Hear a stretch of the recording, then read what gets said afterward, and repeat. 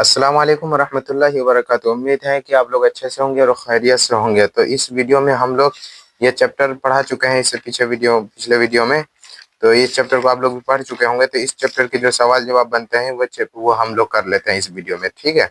तो देखते हैं सवाल जवाब। ये चैप्टर मजमून है, ठीक है। मारूजी सवाल देख लेते हैं पहले। नंबर 1 में देखते हैं, ग्लोबल वार्मिंग कैसा मसला है। आप लोगों को मैं पढ़ा चुका हूँ, ग्लोबल वार्मिंग एक संगीन मसला है। कैसा मसला है? संगीन मसला, ठीक है, संगीन मसला है। नंबर 2 में देखते हैं, कार्बन डाइऑक्साइड गैस में कितना इजाफा हुआ है। कितना इजाफा हुआ है कार्बन डाइऑक्साइड में, गैस में कितना इजाफा हुआ है? 31% इजाफा हुआ है, ठीक है।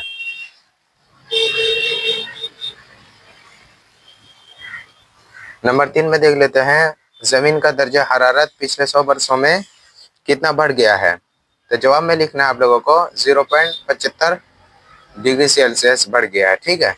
नंबर 4 देखते हैं, बाल विज्ञान कांग्रेस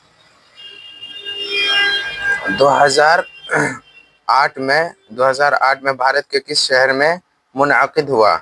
किस शहर में मुनअकिद हुआ? तो जवाब होगा शहर दीमापुर में हुआ। कब हुआ? 2008 में, ठीक है, शहर दीमापुर में। कियोटो में नंबर 5 में देखते हैं, कियोटो में ग्लोबल वार्मिंग पर कॉन्फ्रेंस कब हुई थी? कियोटो में ग्लोबल वार्मिंग पर कॉन्फ्रेंस कब हुई थी? 2007 में। कब हुई थी? 2007 में हुई थी, ठीक है। मुख्तसर तरीन सवाल पूरा हो गया। मुख्तसर सवाल देखते हैं। नंबर 1 में देखते हैं, याद कर लेना आप लोगों को, ठीक है। 1-2 बार पढ़ लीजिएगा तो याद हो जाएगा आप सभी का। जमीन सभी जानदारों के लिए मुनासिब है या गैर मुनासिब? जमीन जो है सभी जानदारों के लिए क्या है? मुनासिब है या गैर मुनासिब? जमीन, जवाब में लिखना है जमीन सभी जानदारों के लिए मुनासिब है। क्या है? जमीन सभी जानदारों के लिए मुनासिब है, ठीक है। नंबर 2 में देखते हैं, ग्लोबल वार्मिंग कैसा मसला है। अभी पीछे पढ़ा है, ग्लोबल वार्मिंग एक आलमी और संगीन मसला है, ठीक है, एक आलमी और एक संगीन मसला है, ठीक है। नंबर 3 में देखते हैं, ग्लोबल वार्मिंग क्या है। जवाब में लिखना है ग्लोबल वार्मिंग, जवाब में पिछले 30-40 वर्षों से हमारे जमीन का, पिछले 30-40 वर्षों से हमारे जमीन का दर्ज हरारत बढ़ रहा है, ठीक है। क्या दर्ज हरारत बढ़ रहा है? इसी को साइंस की जबान में ग्लोबल वार्मिंग कहते हैं, ठीक है। इसी को साइंस की जबान में क्या कहते हैं? ग्लोबल वार्मिंग कहते हैं। नंबर 4 देखते हैं, ग्रीन हाउस गैसों में कौन कौन गैस है। ग्रीन हाउस गैसों में कौन कौन गैस है? तो जवाब में लिखना है, ग्रीन हाउस गैसों में आबखरा, क्या है ये? आबखरा, ये बा यहाँ आएगा। आबखरा कार्बन डाइऑक्साइड, ठीक है, CO2, methane CH4, nitrous oxide NO2, ozone वगैरह गैस पाए जाते हैं, ठीक है। ग्रीन हाउस गैसों में ये सब गैस पाए जाते हैं, ठीक है। आप लोगों को एक बार पढ़ लेना है। नंबर 5 में देखते हैं, जमीन के दर्जा हरारत में कार्बन डाइऑक्साइड और मीथेन गैसों का कितना इजाफा हुआ है। और मीथेन गैसों में कितना इजाफा हुआ है? तो जवाब में देखते हैं, जमीन के दर्जा हरारत में पहले के मुकाबले में, जमीन के दर्जा हरारत में पहले के मुकाबले में कार्बन डाइऑक्साइड 31% और मीथेन 149% इजाफा हुआ है, ठीक है। नंबर 6 में देखते हैं, ग्लोबल वार्मिंग से बचने के लिए तलबा को अब्दुल कलाम साहब ने कौन सा जादुई मंत्र बताया? कौन सा जादू मंत्र बताया?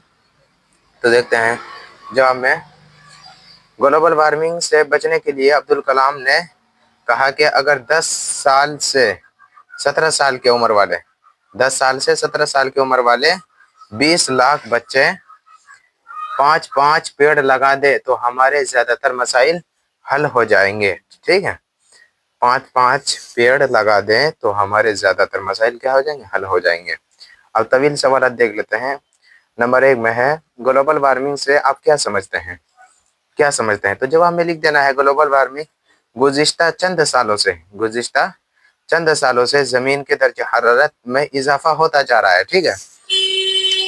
पिछले गुज़िश्ता चंद सालों से इजाफा होता जा रहा है। इसी इजाफे को साइंस के जबान में ग्लोबल वार्मिंग कहा जाता है, ठीक है। क्या कहा जाता है? ग्लोबल वार्मिंग कहा जाता है। ग्लोबल वार्मिंग से जानवर और पेड़ पौधे खत्म हो रहे हैं, ठीक है। पेड़ जानवर सब कुछ खत्म हो रहे हैं, ठीक है। नंबर 2 में देखते हैं, ग्लोबल वार्मिंग के असबाब हैं। ग्लोबल वार्मिंग के क्या असबाब हैं? तो आपको लिखना, ग्लोबल वार्मिंग के कई असबाब है, ठीक है। उसकी सबसे अहम, सबसे हम इंसानों की मसरूफियत है, सबसे मसरूफियत क्या, हम इंसानों की मसरूफियत है, हम लोगों ने फितरत के साथ जिंदगी बसर करना छोड़ दिया है। फितरत के साथ हम लोग क्या करना, जिंदगी बसर करना, जिंदगी चलना छोड़ दिया। ठीक है। गैस फेंकने वाली गाड़ी ज्यादा चलने लगी है इस दुनिया में। ठीक है। हम गैस फेंकने वाली गाड़ी ज्यादा चलने लगी है। पेड़ पौधे खत्म होने जा रहे होते जा रहे हैं। ठीक है। पेड़ पौधे क्या हो रहे हैं, खत्म होते जा रहे हैं, जिनके सबब ग्लोबल वार्मिंग में ज्यादा हो रही है। ठीक है। जिनके सबब ग्लोबल वार्मिंग में ज्यादा हो रही है। ठीक है। आगे देख लेते हैं। नंबर 3, ग्लोबल वार्मिंग के तशवीशनाक असरात क्या होंगे। तशवीशनाक असरात क्या होंगे। तो जो हमें लिखना है, ग्लोबल वार्मिंग के इजाफे से समुद्री बर्फ के बड़े बड़े पहाड़ तेजी से पिघल रहे हैं। ठीक। ग्लोबल वार्मिंग के इजाफे से ग्लोबल वार्मिंग के इजाफे से ज्यादा होने से समुद्री बर्फ के बड़े बड़े पहाड़ तेजी से पिघल रहे हैं। आबो हवा में भी बदलाव आ रहा है। आबो हवा में बदलाव आ रहा है। मौसम का वक्त भी बदलता जा रहा है। ठीक है। बहुत से ठंडे मुल्क में अब काफी गर्मी पड़ने लगी है। बहुत से जो ठंडे मुल्क हैं वहाँ पे काफी गर्मी पड़ने लगी है।